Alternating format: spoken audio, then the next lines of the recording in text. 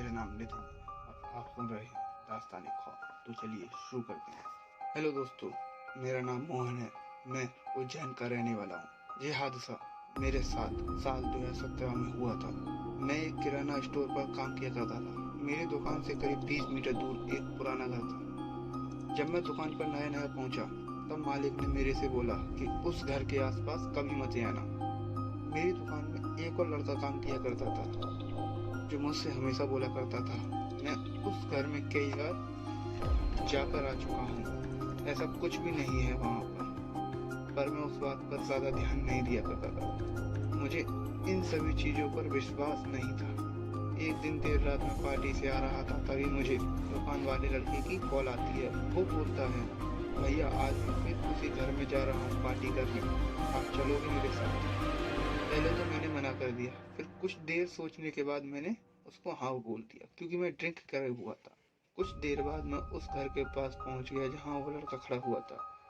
वो मुझे देख बोला, चलिए भैया अंदर चलते हैं। मैंने भी हाँ में सिर हिलाया और हम दोनों उस घर के टूटे फूटे गेट से होकर अंदर गए।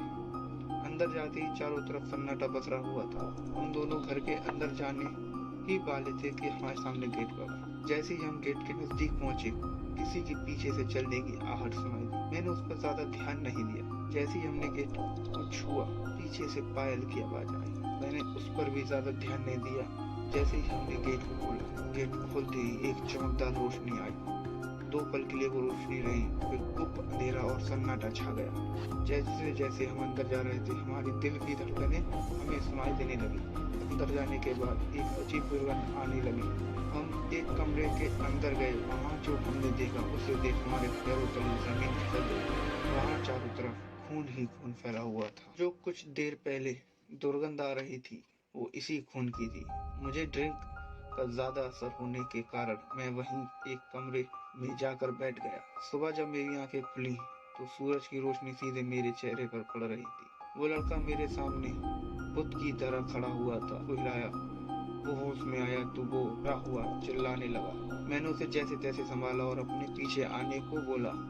मुझे याद है गेट तक वो मेरे पीछे ही चल रहा था, लेकिन जैसे ही मैंने गेट पार किया और मैं बाहर आया, वो मेरे पीछे नहीं था।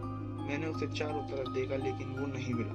मैं घबरा गया और सीधे घर जाके रुका। आज इस बात को 6 साल हो चुकी है, लेकिन उस लड़के का आज तक कोई पता नहीं चला। अभी 2 महीने पहले मेरी एक अघोरी बाबा से मुलाकात हुई थी। उन्होंने मुझे देखते ही बोला कि तेरे उस दोस्त को उस दिन प्रेत खा गया। जब तुम उस घर में घुसे थे तभी तेरे दोस्त को उसने मार दिया था। तेरे बचने का कारण यह है कि तू महाकाल का सच्चा भक्त है। बस इतनी ही थी मेरी ये कहानी।